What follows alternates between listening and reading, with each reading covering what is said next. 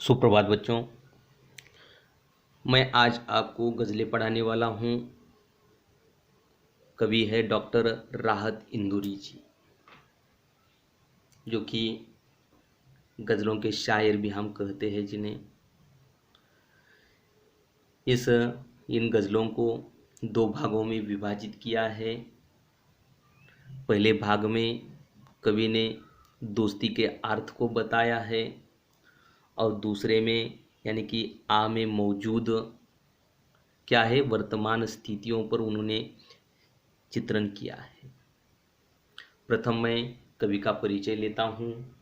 राहत इंदौरी जी का जन्म 1 जनवरी 1950 को इंदौर मध्य प्रदेश में हुआ। उर्दू में एमए और पीएचडी करने के बाद इंदौर विश्वविद्यालय में 16 वर्षों तक उर्दू साहित्य का अध्यापन करने के बाद त्रैमासिक पत्रिका साखी के 10 वर्ष तक संपादक रहे। आप उन चंद शायरों में हैं जिनकी गज़लों ने मुशायरों को साहित्यिक स्तर और सम्मान प्रदान किया है। आपकी गज़लों में आधुनिक प्रतीक और बिंब विद्यमान है जो जीवन की वास्तविकता दर्शाते हैं।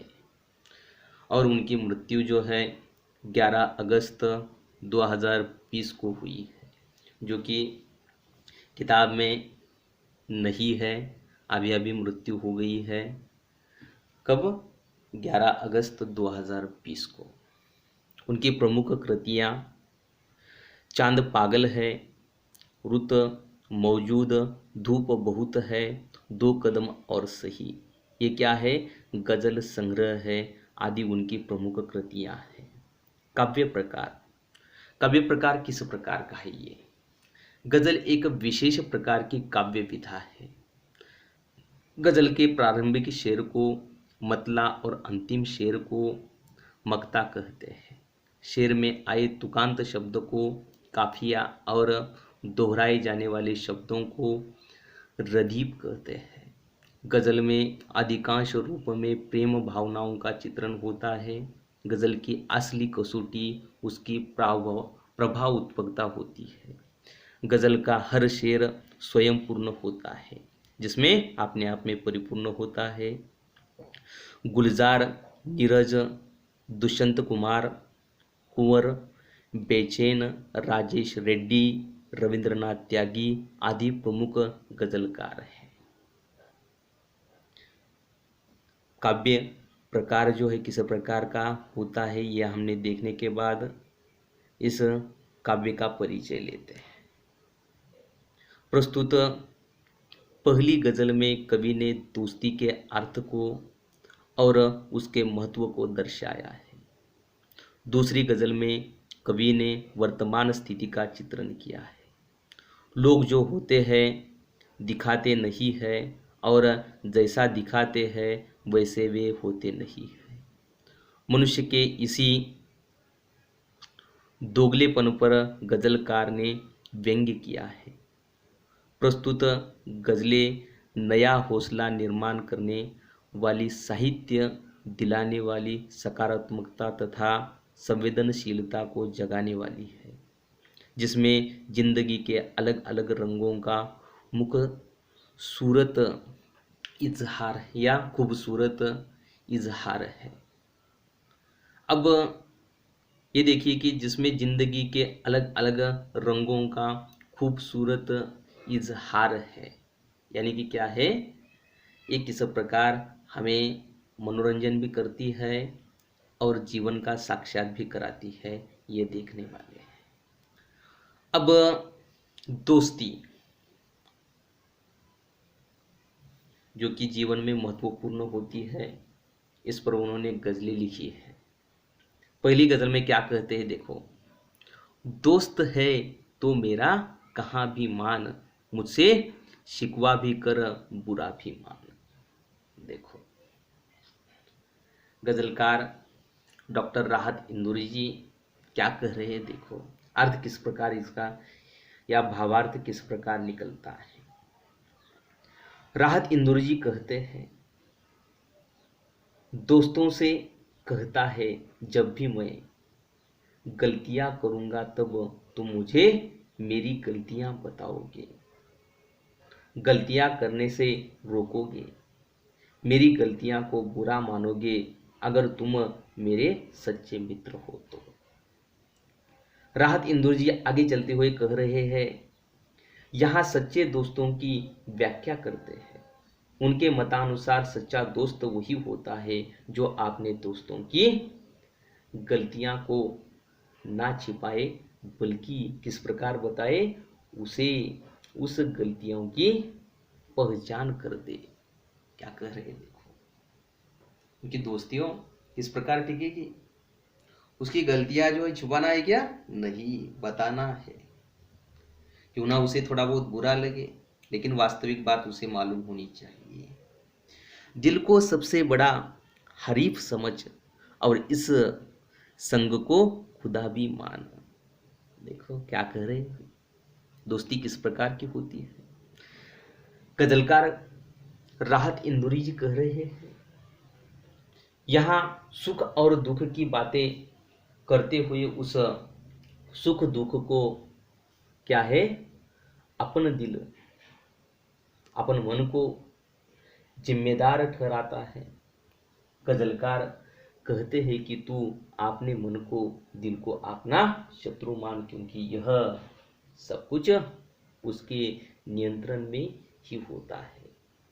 गजलकार के मतानुसार हमारा दिल जो होता है कार्य करते हैं जो हमें नहीं करने चाहिए। अगर हम गलत कार्य करते हैं तो उस समय हमारा दिल हमारा शत्रु है। अगर हमारे दिल के कारण कोई अच्छा कार्य होता है तो वही हमारा हितैषी लगने लगता है। सही है, एक आदि व्यक्ति गलत रास्ते पर जा रहा है, उसे सुधारना हमारा कार्य है, लेकिन सबसे महत्वपूर्ण यह बात है कि उसे सच्चाई का पता भी चलना चाहिए। एक आदि मूर्ख व्यक्ति होता है, सच्चाई का पता चलते हुए भी उसे छुपाने की कोशिश करता है। अब आगे चलते हुए वे क्या बताते हैं देखो, आपने अगले पंक्तियों में, मैं कभी सच भी बोल देता हूं, गाहे गाहे मेरा कहां भी मान। देखो क्या कह रहे हैं, दोस्त के लिए निर्देश दे रहे हैं। वे कह रहे हैं, क्या कह रहे हैं, यहां दोस्ती की आत्मीय संबंध के बारे में बताते हैं। वह कहते हैं, मेरे दोस्त, मैं कभी कभी सच बातें कहता हूं, वह बातें कभी कभी सच मान ले। सच्चे दोस्त एक दूसरे की भावनाओं को अच्छी तरह समझते हैं। समझते हैं क्या, समझते हैं। अब देखिए अगली गजल, याद कर देवताओं के अवतार, हम फकीरों का सिलसिला भी मान। देखो, याद कर देवताओं के अवतार, हम फकीरों का सिलसिला भी मान। देखो कितनी सुंदर विचार है उनके, क्या कर रहे हैं देखो। डॉक्टर राहत इंदौरी जी इन पंक्तियों के माध्यम से क्या कर रहे हैं देखो। वे कहते हैं, हे मेरे दोस्त, हमें भगवान के अलग अलग रूपों को याद करना चाहिए, जिसमें उस भगवान ने हर स्थिति में दोस्ती निभाई। उसी तरह हमें भी हमारे मित्रों के या जरूरतमंद दोस्तों के लिए कार्य करने का प्रयास करना चाहिए। हमें हर स्थिति में उनका साथ देना चाहिए। ईश्वर ने दोस्ती के रिश्तों को एक नए आयाम तक पहुंचाया है, उसी तरह हमें भी दोस्ती का रिश्ता निभाना चाहिए। देखो उन्होंने क्या कहा है देखो, दोस्ती किस प्रकार की होती है। और ये जो आज से शुरुआत है क्या, नहीं है। ईश्वर ने भी क्या है, इस दोस्ती को क्या है, संभाल कर रखा है। अपने दोस्तों को साथ लेकर ही क्या है, बहुत सारे कार्य किए हैं। जो कहते हैं हम श्री कृष्ण के साथ उनके जो दोस्त थे, वो साथी जो थे, वो विशेष रूप से कहा जाए तो वे भगवान के साथी भी थे। कुछ उनके विशेष नाम भी थे। अब देखिए आगे चलते हुए क्या कह रहे हैं आपने गजलों के माध्यम से।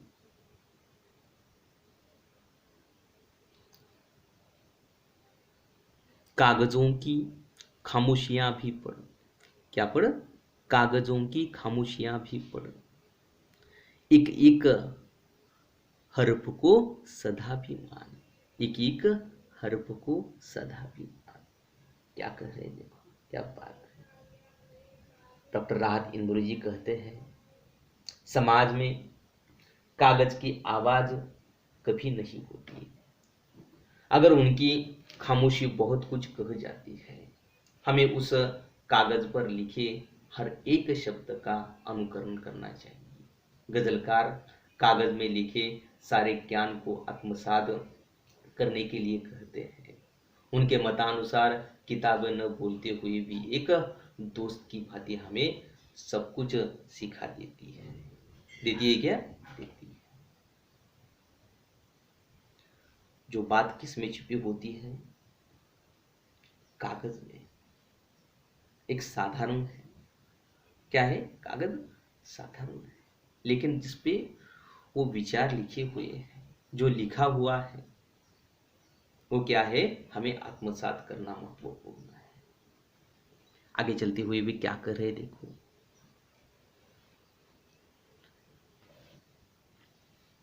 आजमाइश में क्या बिगड़ता है, आजमाइश में क्या बिगड़ता है, फर्ज कर और मुझे भला भी मान, फर्ज कर और मुझे भला भी मान।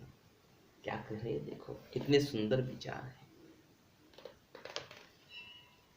डॉक्टर राहत इंदौरी जी कह रहे आपने मंजिल को प्राप्त करने के लिए हमें सतत प्रयास करना चाहिए। सतत प्रयास करने से हम सफल हो जाएंगे। अतः आप ना हमें कर्म कार्य करते रहना चाहिए और जीवन में सतत कार्य करने या करते रहना चाहिए। और उसी प्रकार प्रेरणा देने के लिए मुझे तुम अपना हितकारिक अर्थात सच्चा दोस्त मानो, ये ऐसी मैं आशा रखता हूं। क्या बात है, इस प्रकार बता रहे, देखो अगले गजलों में भी क्या कह रहे हैं, देखो किस प्रकार बता देते हैं। मेरी बातों से कुछ सबक भी ले, मेरी बातों से कुछ सबक भी ले, मेरी बातों का कुछ बुरा भी मान। देखो दोस्ती का अर्थ किस प्रकार बताते हैं, दोबारा देखिए। मेरी बातों से कुछ सबक भी ले, मेरी बातों का कुछ बुरा भी मान। क्या बात है। डॉक्टर राहत इंदौरी जी कह रहे हैं इस गजल के माध्यम से, वे कहते हैं कि हे मेरे दोस्त, तुम सच्चे दोस्ती के नाते मेरी बातों को समझो। यदि मैं कुछ गलत कहता हूं तो तुम मुझे टोको, उसका विरोध करो। गजलकार इंदुरीकर कहा रहे, क्या रहे, राहत इंदौरी जी कह रहे हैं। क्या कह रहे, देखो यहां और एक बात बनाते हैं कि हमें हमारे दोस्तों का साथ कभी नहीं छोड़ना चाहिए। किसी भी परिस्थिति में साथ देना चाहिए। दोस्तों को अपना पराया में का फर्क भूलकर निष्पक्ष रूप से सत्य का साथ देना चाहिए, है ना। वहां पर स्वार्थ नहीं होना चाहिए। स्वार्थ हो तो क्या है, दोस्ती ज्यादा दिनों तक नहीं रहती है। अब जिस प्रकार कोई सत्य बात हो तो बुरा भी लगता है, लेकिन उसमें सत्यता होने के बाद हमें बुरा मानना चाहिए क्या?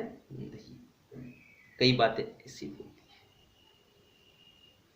अब एखादी बार ऐसा भी होता है या कई बार होता है, आप सच बताना चाहते हैं और सच बता भी देते हैं, लेकिन सामने वाले को बुरा लगता है। और सत्य कभी भी क्या है? कड़वा होता है। और इस बात का हमें ध्यान रखना चाहिए, जो सामने वाला व्यक्ति है किस प्रकार कह रहा है। अब आगे चलते हुए वे क्या कह रहे हैं, देखो।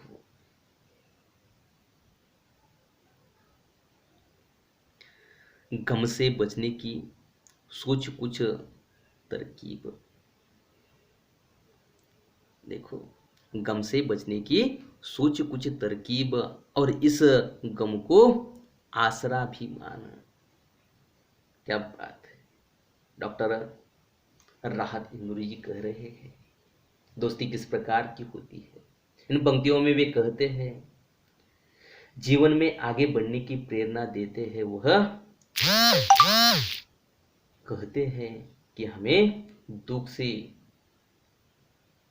घबराना नहीं चाहिए, बल्कि उसे आपने दोस्त की तरह अपनी हिम्मत हौसला बनाकर जीवन में उनका सम्मान करते हुए आगे बढ़ना चाहिए। विषम परिस्थितियों में हमें हार न मानते हुए उस समस्या पर विजय प्राप्त की कोशिश करनी चाहिए। ऐसी प्रेरणा इन पंक्तियों के अंतर्गत उन्होंने बताई है। अब वे आगे बढ़ते हुए क्या कर रहे हैं, देखो। ये दोस्ती का अर्थ बताते इन पंक्तियों में। दोस्ती किस प्रकार की होनी चाहिए, दोस्त किस प्रकार महत्वपूर्ण है, या दोस्त होने के बाद हमें वो किस प्रकार मदद करते हैं, ये सब कुछ बातें इन्होंने बताई है।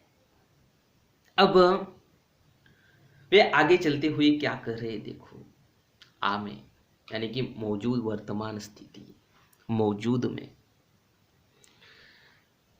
अब वे कह रहे हैं वर्तमान स्थिति में किस प्रकार चल रहा है, या वर्तमान स्थिति क्या बताती है, ये बताते हैं। देखो, तूफान तो इस शहर में अक्सर आता है, तूफान तो इस शहर में अक्सर आता है, देखे आपके किसका नंबर आता है। क्या बात है। डॉक्टर राहत इंदुरी जी कह रहे इन पंक्तियों के माध्यम से, इस गजल के माध्यम से। गजलकार इस पंक्ति से हिम्मत हौसला न हारने की सीख देते हुए कहते हैं कि बुरे दिन तो हर व्यक्ति के जीवन में आते हैं, अब इस समय किसका बुरा वक्त आ गया है यह देखना है। उनके मतानुसार हर व्यक्ति के जीवन में बुरा समय आता है, और बुरे समय में हमें भयभीत नहीं होना चाहिए। क्या बात है। समस्याएं आती है, उसका निराकरण करते रहना चाहिए, लेकिन उसे वहां पर हार मानना चाहिए क्या? नहीं। अरे आज एक के ऊपर समस्या आई है तो दूसरी बार किसी दूसरे के ऊपर आने वाली है, लेकिन हार मानना है क्या? नहीं। वो तूफान की तरफ है, और तूफान का सामना क्या है? करना ही चाहिए। हार मानकर बैठना है क्या? नहीं। बहुत ही सुंदर अर्थ निकलता है इन पंक्तियों के माध्यम से, इस गजल के माध्यम से। अगली गजल में वे क्या कहते हैं, देखो। यारों के भी दांत बहुत जहरीले हैं, यारों के भी दांत बहुत जहरीले हैं, हमको भी सांपों का मंत्र आता है, हमको भी सांपों का मंत्र आता है। देखो, ऐसा भी होता है वर्तमान स्थिति में। गजलकार कहते हैं कि जीवन में हमारे ही अपने जिंदगी में सांप बनकर जहर घोलते हैं, हमारा जीवन बर्बाद करते हैं, लेकिन हम भी हार मानने वाले नहीं है। हमें भी ऐसे सांपों का जहर क्या करना आता है, निकालना आता है, और वो भी कैसे, बखूबी आता है। हम हर समय में जो भी परिस्थिति हो उस परिस्थिति से लड़ने के लिए तैयार है। हमें आपने ही लोग हमें परेशानियों में फंसा देते हैं, लेकिन हमें उस समस्याओं को दूर करने का प्रयास करना चाहिए। ऐसे भी कई लोग होते हैं कि क्या करते हैं, साथ रहते हैं लेकिन समस्याएं उत्पन्न करते हैं। लेकिन ऐसा भी होता है कि हमें उसके माध्यम से सीख मिलती है। कई बार वो व्यक्ति सामने वाला सही कह देता है, सभी को बुरा कहना है क्या, नहीं। एक आधी बार ऐसा भी होता है सामने वाला सही कह रहा है और हमें गलत लगता है, लेकिन वो किस प्रकार बता रहा है। एक आधी बार ऐसा भी होता है कि हम किसी को बात कह देते हैं और वो बुरा मानता है, लेकिन उसमें बात में सच्चाई होती है। ये हमें क्या है, समझना चाहिए। और यहाँ पर ये गजलें जो है समाप्त नहीं हो गया ऐसा लगता है, जो शेष भाग रह गया है मैं कर लेता हूँ और यहाँ पर रुक जाता हूँ। धन्यवाद बच्चों। कुछ समस्याएं हो तो व्हाट्सएप पर भेजते चलिए।